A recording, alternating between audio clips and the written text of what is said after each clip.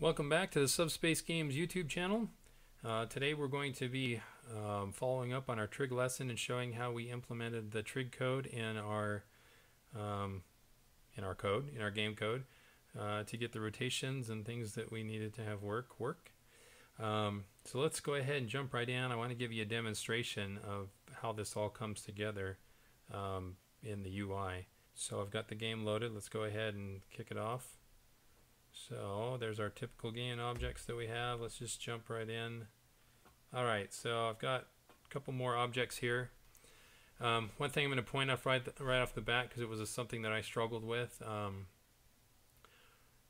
wanted the rotations to be around the center of the object, and for a long time I couldn't figure out how to do that till it finally dawned on me that when you create the object, wherever the origin of your axes on the screen falls, that's going to be the center of your object.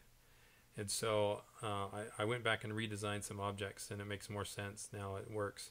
So you'll notice that on this one, the center of the selector is right over the bottom of this pillar. So that's what I was dealing with before, is I had the origin of my axis at the bottom. So now when I rotate, you'll notice that it rotates around that point. I don't really like that. I mean, I guess it's probably okay, but what I had more in mind was something like this, where it's right over the center of the object, and as you rotate it, it rotates around the center of the object. It makes it more consistent, because with our springboard, that's what's happening also. It rotates right around the center. And the other object that we're going to have in the game. So now you've seen how it works. It's pretty slick. I'm glad that I got it working the way I wanted to. So you select an object, you can still move it around wherever you want. One thing that's kind of cool is that I implemented some code so that when we're dealing with let me rotate this a little bit. How about we go up so I can demonstrate.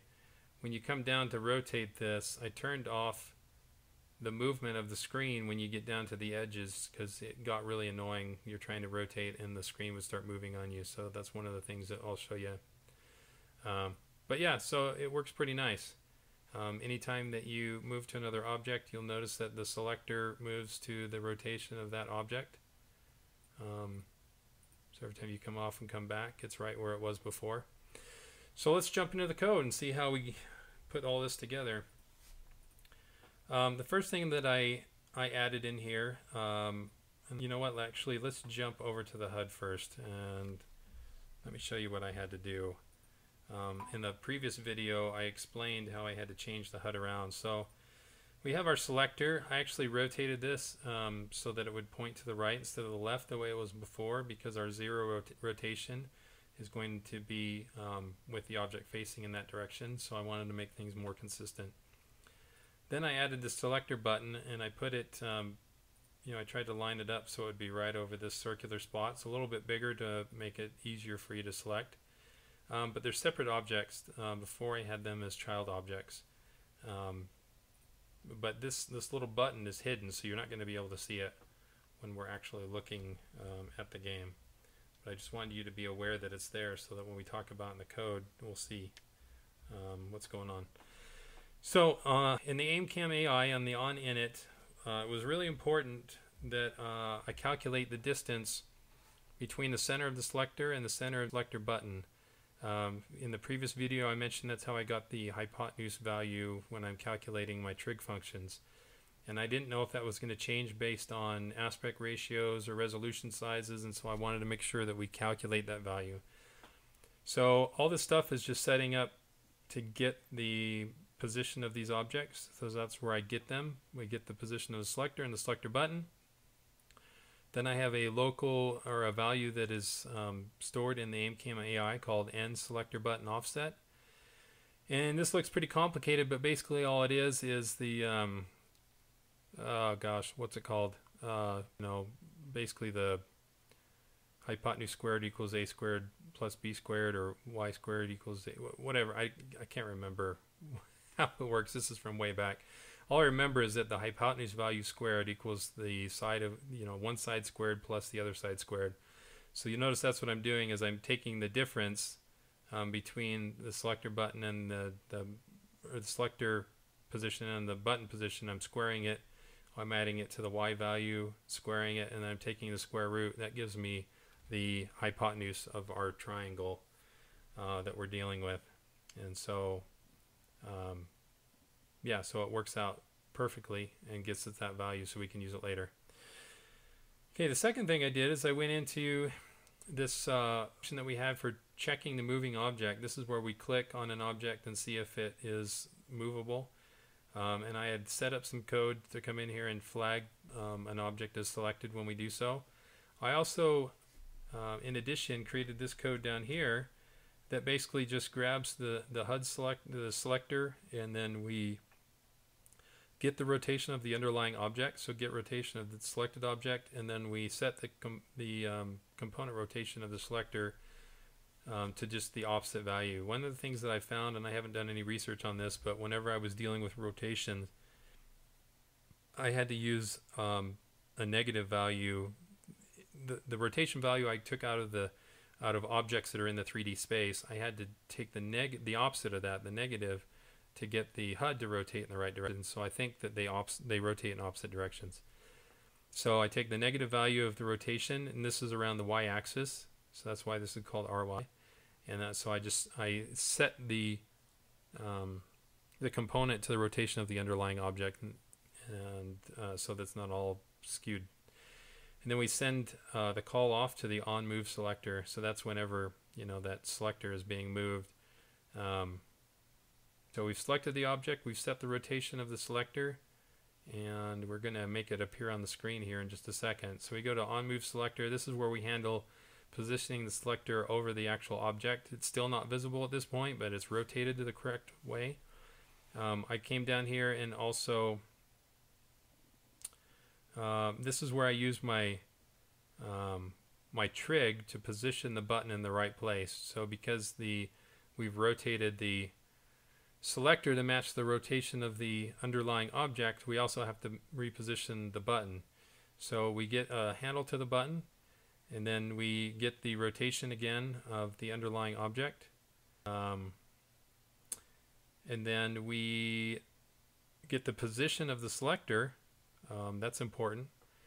And then we calculate the x and y values. So basically what I'm doing here is I take the cosine value of the y, of the rotation. So that's my angle, that's my theta, if you remember from the last video. So if I take cosine theta and then multiply it by the offset, which is our hypotenuse, then I'm going to get since this is cosine, we're getting the adjacent distance.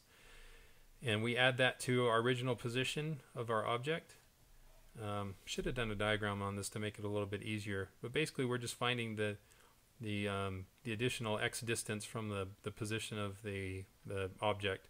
So the position of the object is this sx value, so we add the offset to that. That gets us our x value. Now for our y value, it's a little trickier.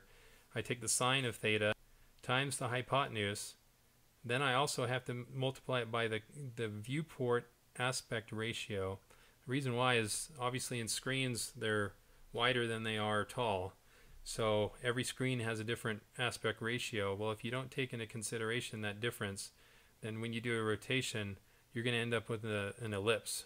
It'll be the circle or ellipse will be wider than it is tall. If you multiply it by the aspect ratio, then it's going to adjust things so that it's now circular.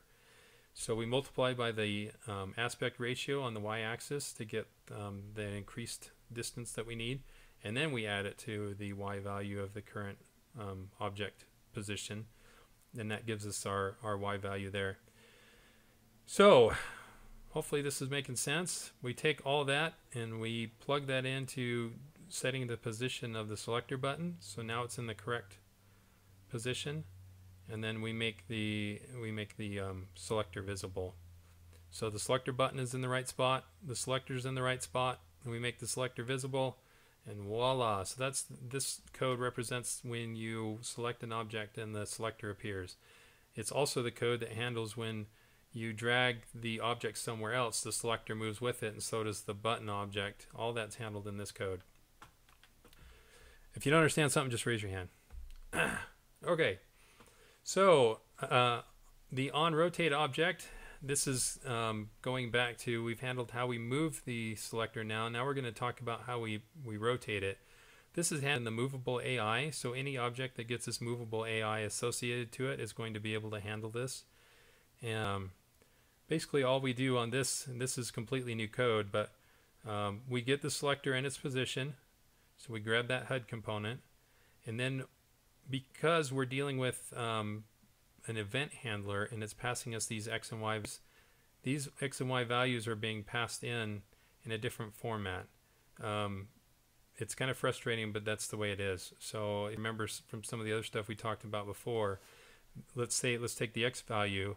The X value is a range from -1 to 1 in this particular thing here, instead of 0 to 100 like we see on the HUD. So we do the convert HUD coordinates. I don't think I showed you that function before when I talked about it, but basically all we do is this little formula does it for us. We take the X value times 50 and then we add 50 to that. So then we have a range of X from 0 to 100, and same thing with Y. So let's close that. So we convert to the HUD coordinates. Then we calculate the X and Y distances from the center of the selector to the current mouse cursor position, and use this to calculate the angle of rotation. So we have our object on the screen somewhere, and we have our cursor up some other distance, so we calculate the X and Y difference between these two, and then we take the arc tangent to get the angle. So remember that from the last video. Now here's where we take that adjustment, or the quirk with tangent into effect here. So if the adjacent side, or the X value, is less than 0, if it's negative, we're going to add 180 degrees to our rotation so that we get a full rotation. And then finally, when we have calculated all this rotation, we're going to go ahead and rotate our object, and then we're going to rotate the selector to match. And again, you'll notice that the rotation angle is negative because of the way the HUD works. Finally, we come into our overhead cam AI on interframe. This is where we handle the code, where you can. This is where we did the, if the cursor gets too close to the edge, it starts to scroll over there. The only thing I did here is, instead of being an else and just throwing all this code in here, I said else if, and then this is only going to work if we're not rotating an object. So that's, this is that Boolean value that we set. Whenever we're rotating an object, this Boolean value gets flagged, and so that the code knows that we're currently doing a rotation, and so it doesn't allow any of this stuff to work when we're in the middle of a rotation. So I hope that made sense. Let's jump back over and play and come back in here and show you. So that's the code behind getting this to work, and we are just about have all the major mechanics worked out that we need to get this game going. And so hopefully you've understood what has happened here. If you don't, leave me some comments. Feel free to go to subspacegames.com and check out the videos there. Check out the code on GitHub. Check out the game on the prototype. Click on any ads you want. Whatever you feel that you can do to support this effort would be wonderful.